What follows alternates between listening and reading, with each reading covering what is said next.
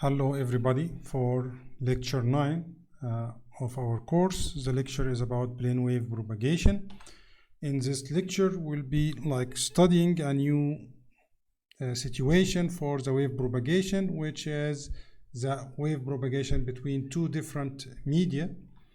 So far we studied the wave propagation in a single media where everything is uniform, either like a lossy media, lossless media, ionized media, so on and so forth. But in reality, the wave propagates from one media to the other, and studying the behavior of the wave in these scenarios or in this condition is very important. When a wave hits the interface between two media, this interface is known also as the boundary. Part of this wave will be reflected, part of it will be transmitted, and we need to study the relationship between the reflected and transmitted wave at the boundary.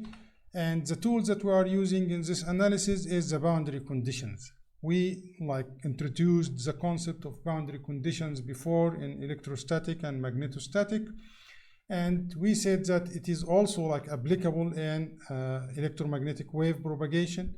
The boundary conditions is applicable to the total field in medium 1, tangential component of total electric field in medium 1 equals the tangential component of total field in medium 2.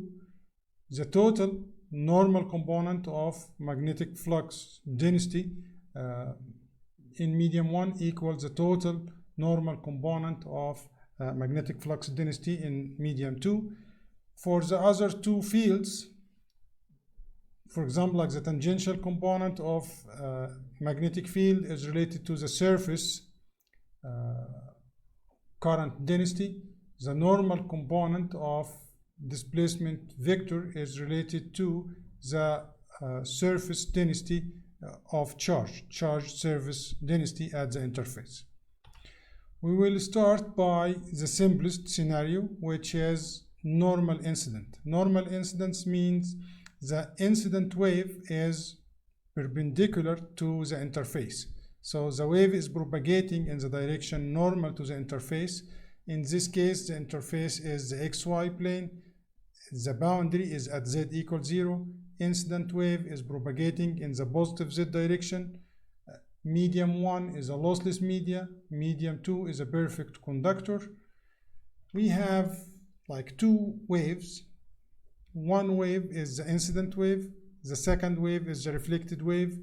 If this media is not a perfect conductor, we would have a transmitted wave, the wave that goes from medium 1 to medium 2. This is the transmission, but because it's a perfect conductor, no fields exist inside perfect conductor. We only have two waves, incident and reflected. Now we'll start by writing the expression for the incident field and the reflected field. The phasor expression for the incident field is in the x direction, normal incident, normal to the interface. This is the direction of propagation. The electric field must be normal to the direction of propagation and normal to h, because it's a uniform plane wave. So we choose this to be in the x direction. This is the phasor expression. Phasor expression means there is a time dependent factor that is implicit, known but not written, e to the j omega t. Right away, once we know the expression for E, we can find the expression for H. And this is in medium 1. In medium 2, perfect conductor, there is no fields. As I said, the boundary condition is applicable to the total field, so that we need to find the total field in medium 1. We know the total field in medium 2, which is 0. In medium 1, total field equal incident field plus reflected field. The expression for incident field, just have it in the previous slide, it is in the x direction, propagating in the positive Z direction. The reflected field also will be in the x direction, but it is propagating in the negative Z direction. It is reflected. It is going away from the interface in the negative Z direction. The boundary conditions that we have at Z equals 0, this is the interface, E1 tangential equal E2 tangential equal 0. E1 tangential is E total because the whole electric field is tangential to the boundary. So we need to have this equal 0. At Z equals 0, the first term will go, and we are left with this expression for the total electric field tangential component to be 0 at the interface. We must have E reflected equal minus E incident as a magnitude. So the total electric field would be the sum of the two, which have this expression, and we would have the phasor expression for E1 with this expression here. So it has sine beta 1z, and all of this is multiplied by e to the j omega t. And you can see here, this is a standing wave. There is no wave propagation, and we're going to explain this shortly. H can be found from this relation. H reflected, we just apply the relation. H reflected is propagating in the minus z direction. This is the expression for H for E reflected, and we get the expression for HR.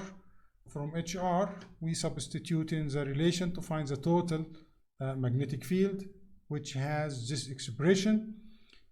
As we're going to see now, the electric field and magnetic field of medium 1 is not propagating. It is a standing wave. Not propagating means that it doesn't transfer power in the z direction, because the total incident power equals the total reflected power. The total power that goes to the interface is totally reflected back from the interface, and this is the characteristic or the behavior of standing wave. And we're going to explain this further. So if we write down, we have this expression. If we just substitute or like add the implicit term e to the j omega t and take the real part and draw the field, we'll find that the electric field does have 0 at the interface, does have 0 at fixed point, and over time the only thing happening is that this curve goes from 0 to certain value to maximum, down to 0, down to maximum. So it is pulsating at a fixed position. So nothing is propagating. This is the total field, nothing is propagating. This total field is composed of a propagating component in the incident direction, an equal and opposite sign reflected component in the negative z direction. The interference or the sum of those two brings a standing wave, a wave that is not propagating, so it is not carrying average power. The average power transfer in the z direction equals 0. Also, we should notice that there is a phase difference between the E field and the H field. There is a 90-degree phase shift.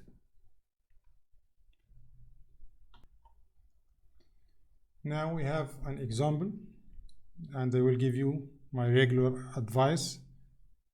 Pause the video here, try to solve the example yourself, then unpause the video and check your solution. Okay, so we have a y-polarized uniform plane wave. Y-polarized means that the electric field is in the y direction. The frequency is 100 meg, propagating in air, so we know what is in medium 1. In the positive x direction, this is the direction of propagation of the wave. It hits normally, so it's a normal incident on a perfect conductor at x equals 0. So x equals 0 is a plane, which is the yz plane, and it's giving us the amplitude of E incident. It asks for the field, all the fields, incident fields, reflected fields, total fields, and also it requires to determine the nearest location to the boundary where E1 equals 0. we know that E2 inside the conductor equals 0. We at the interface also we know that this is equal 0, but we are asking for the closest one. It's something similar to here. What is this distance from the surface?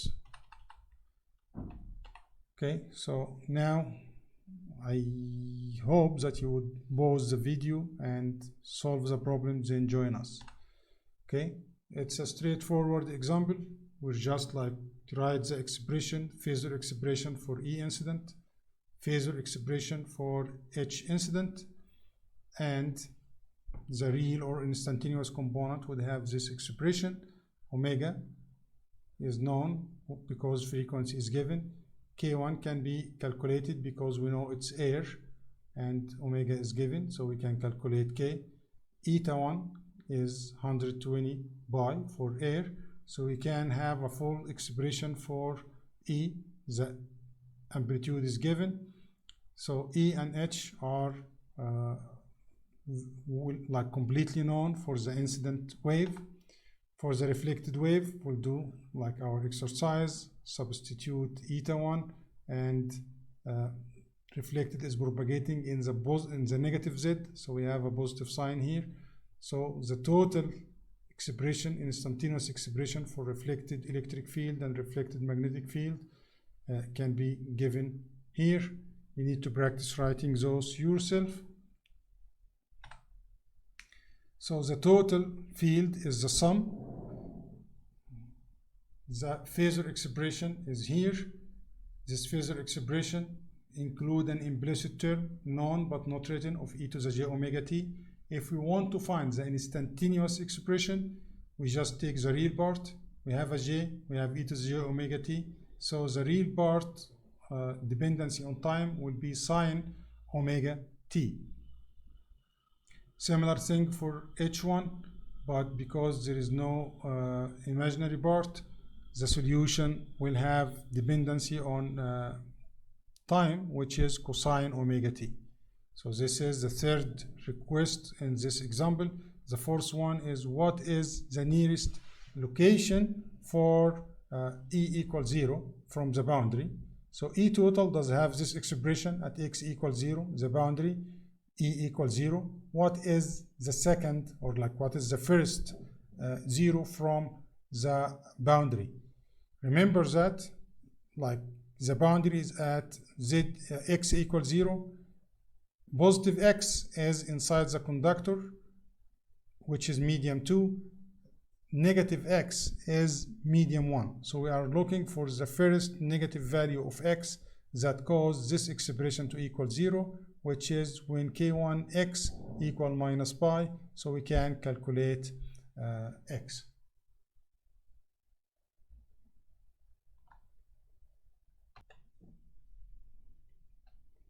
Now let us talk about the other scenarios of interface between dielectric and conductor, which is oblique incidence, which means that the incident wave is going to the interface in a direction that is oblique to the normal. It is not in the normal to the interface. And before we go there, we would like to just introduce a definition for the plane of incidence. The plane of incidence, which is the gray here, is defined as the plane defined by the direction of incident wave propagation and the normal to the interface. So if this is the surface separating between medium 1 above and medium 2 below, this is the normal to the surface, and like oblique incident wave like this one does have a direction of propagation along this line. The plane of incidence would be this gray plane, the plane defined by the direction of incidence and the normal to the interface. So we are dealing with uniform plane wave. So the electric field is always normal to the direction of propagation. So, for example, the electric field can be, sorry, this is not really a normal one, so let me try to draw it again. Okay, so if this is the direction of the electric field, like also the electric field can be normal to the plane. So the electric field can exist in any direction that is normal to the direction of propagation in general. So it can take any, if you like just insert a disk to this like direction of propagation of the incident wave, the electric field can be at any place into this disk. We're saying that in general, the electric field of any arbitrary orientation can be decomposed into two components. One component where the electric field is like parallel to the plane of incident, so it is something like this. So the electric field would be in the plane of incident like this one, or it can be normal to the plane of incident like this one. Anything in between can be decomposed into this two directions. This is what we are saying in this slide, and that's why we are saying that we will study those two cases: perpendicular polarization, where the electric field is normal to the plane of incidence, and parallel polarization, where the electric field is actually in the plane of incident. We are starting by the perpendicular polarization. Now we are moving from normal incidence to oblique incidence. Oblique incidence means the direction of propagation is not normal to the interface. It is oblique. So this is the direction of propagation. The direction of propagation does have a z component and x component, so we can write the expression for ANI, the direction of incident field. The electric field is perpendicular to the plane of incidence. The plane of incidence here is the XZ plane. Why? Because the incident field is in this direction, and the normal is in that direction. Normal is in the Z direction, so the plane of incidence in this case is the XZ plane. We should be able to write the expression for the incident direction of propagation, just like decomposing this one, or like projecting along X, and Z will have this is theta I, so the direction is cosine theta I in the Z direction, sine theta I in the X direction. And the general expression for the incident electric field is this expression here. It is in the Y direction because it's perpendicular polarization, and it is propagating in the ANI direction, and this is the expression. If we want to write this in Cartesian, ANI does have this expression, R does have the expression of XAX plus YAY plus ZAZ. So the dot product would give us this expression, and we can apply this rule to find H incident. So this way we wrote the expression for E incident and the expression for H incident. H must be normal to E, must be normal to the direction of propagation. So it turns out to have two components, one component along Z, one component along X. So pay attention to this. This is like a vector expressing H, and this is a scalar representing A dot R. For the reflected wave, AN reflected does have a component along X and a component along minus Z. Do similar thing, we can find the expression for ER which equal like this expression, and till now ER is undefined yet. We need to find it. Which tools that we're going to use, or how can we find ER? We have the boundary conditions. We need to apply the boundary conditions to find what is the relation between ER and EI, reflected and incident components. So at the boundary Z equals 0, the tangential component of electric field in medium 1 is the tangential field of E incident plus the tangential field of E reflected. In this case, E total and E tangential are the same because the electric field is parallel to the interface. So E1 or E1 tangential, it is the same. And the boundary condition is that the tangential component in medium 1 equals the tangential component in medium 2. Medium 2 is a conductor, tangential component and normal component and total field equals 0. So this is the boundary condition. From the boundary condition, we have this relation which should be valid for any x. For x equals 0, for x equal 1, for x equal 2, for x equal -3.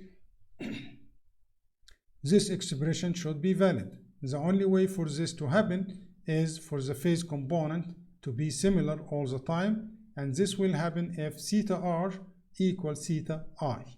And this is called the Snell's law of reflection. Theta incident equal theta r.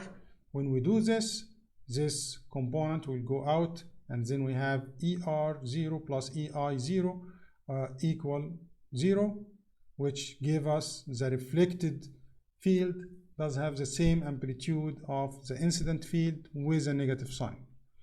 So the reflected electric field and reflected magnetic field would have this expression. This is like a plane uniform wave, a plane uniform wave.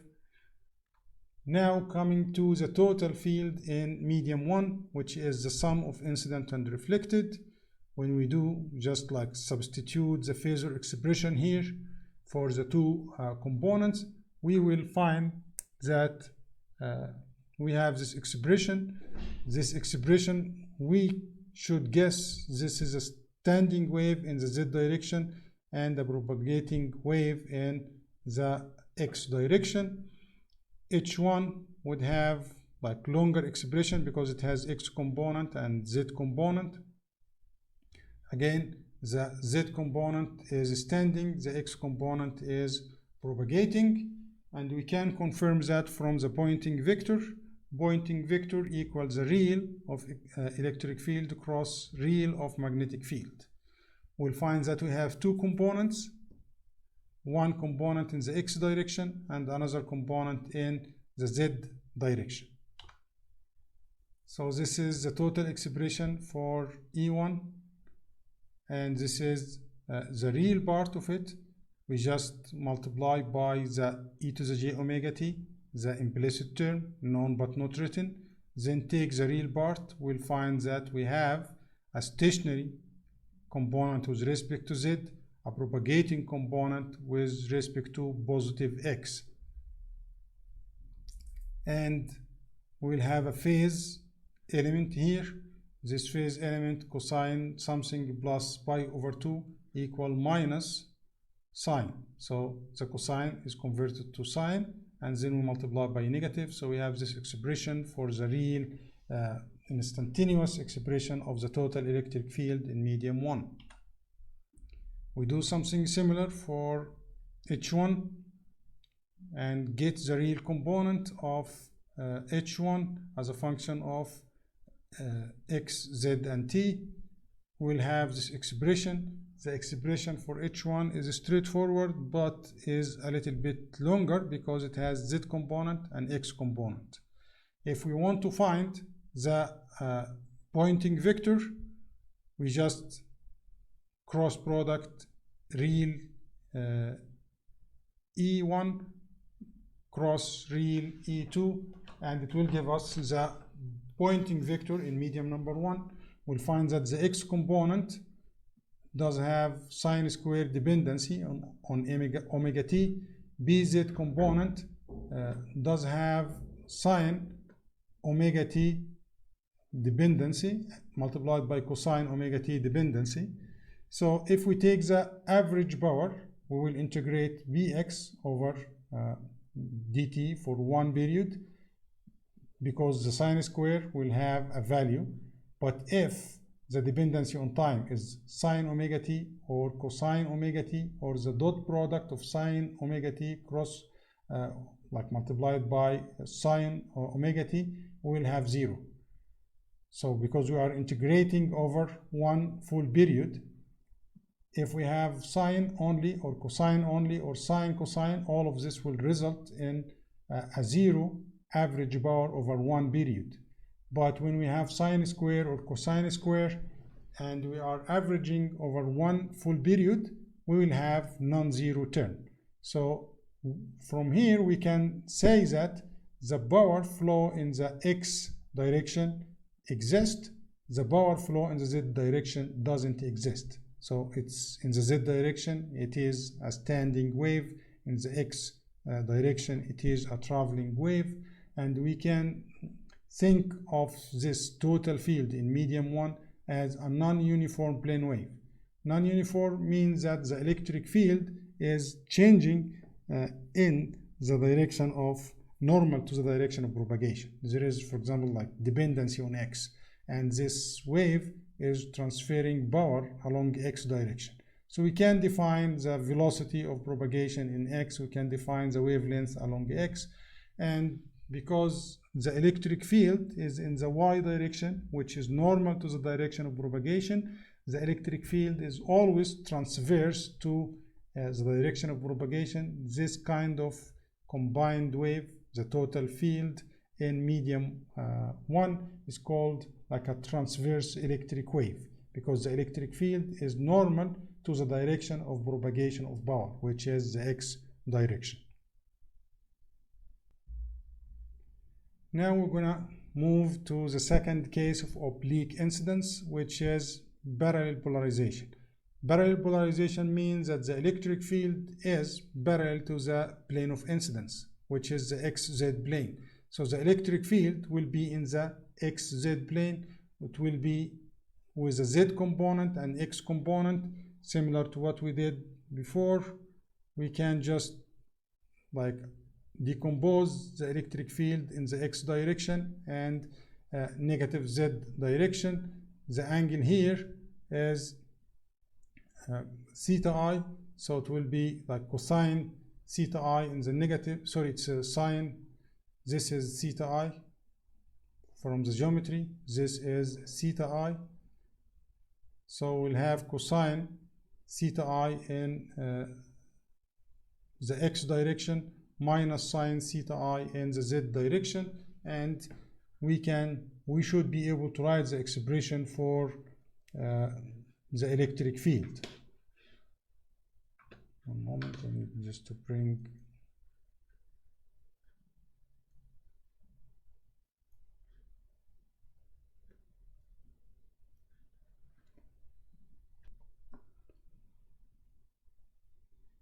so ANI, the direction of propagation of the incident wave, is the same as the case of perpendicular polarization.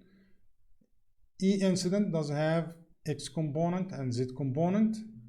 So this is the expression, the phasor expression for the incident field from the relation between ANI, E, and H. We can find the expression for magnetic field, and it is expected that it is normal, because if this is normal to the direction of propagation, the other normal is H, which will be in the AY direction. We do similar steps for writing the expression for reflected wave.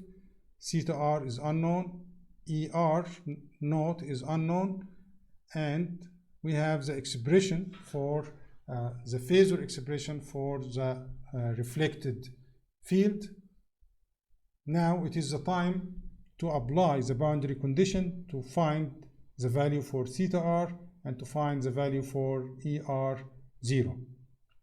the boundary condition is the same. We're going to apply the E1 tangential total field tangential component equal total field in medium 2 tangential component. Medium 2 is a conductor, so the total field inside the conductor equals 0. And because we are talking about tangential component, our interface is the XY plane, so the Z component is the normal component. It is not taken into consideration in this boundary condition, so we just have something related to the AX. Similar to what we did, the only way for this to be valid for any x equal 1 or minus 3 or plus 4 or whatever, theta I and theta R must be equal to each other, which is the Snell's law of reflection. Just applying the boundary condition, we will find that ER naught equal minus E incident naught. So the total electric field in medium 1 will have this expression. The total magnetic field in medium number 1 will have this expression. We can also check the wave propagation in these conditions. We'll find that the Z component is a standing wave, the X component is a propagating power with certain velocity and certain wavelength, and what we have as a result of incident wave and reflected wave collectively, they build a non-uniform plane wave. In this non-uniform plane wave, the magnetic component in the y direction, which is normal to the direction of flow of power x, so it is called transverse magnetic wave. So just a comment, like in previous assumption, we assumed that the incident wave is everywhere. So we're saying it's like infinite wave. It's like filling the whole interface. So the reflected wave also will be filling the whole interface. In reality, in many cases, we have what is called like confined beam. For example, like for a radar, we have the power focused in a certain direction. So if this is the case, the incident wave will just illuminate or hit on a certain area of the interface. The reflected wave will go out of this area. So what we are describing is just confined to this region. But if we go away from the interface, we'll have a regular, there is no E incident here.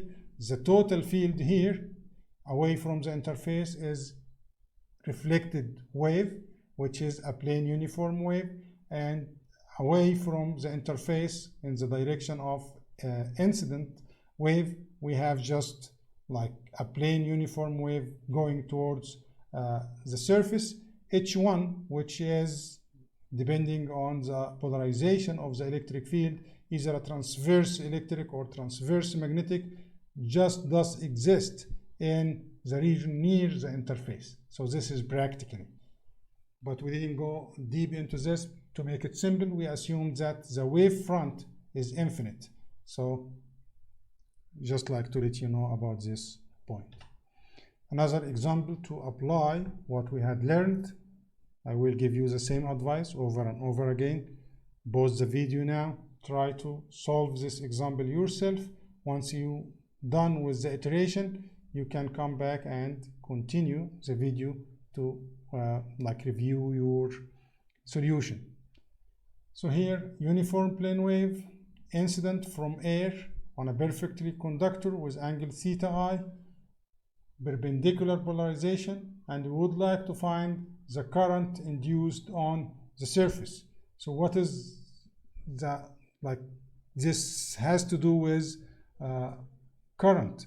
If you remember, I will go back to the boundary conditions where we talked about this. We have boundary conditions that the tangential component of H is related to the surface current. This is the induced current. The surface current is the induced current, and it is required to be found in this example.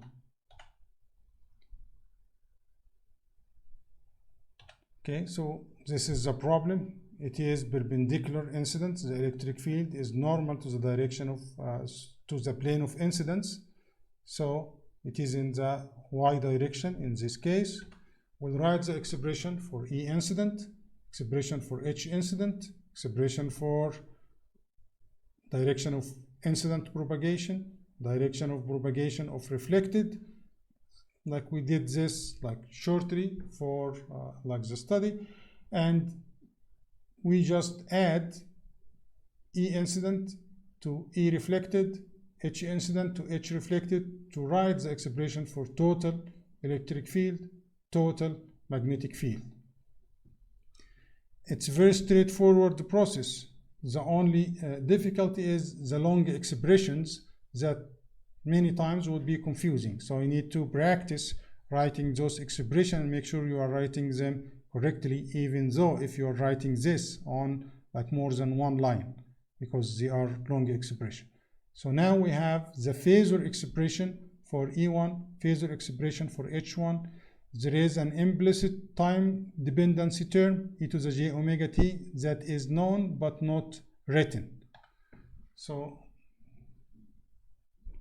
now if you go here for like this is H1, H2, you know it's 0, we can apply the boundary condition for tangential magnetic field to come up with the surface current density, and we will see that its dependency.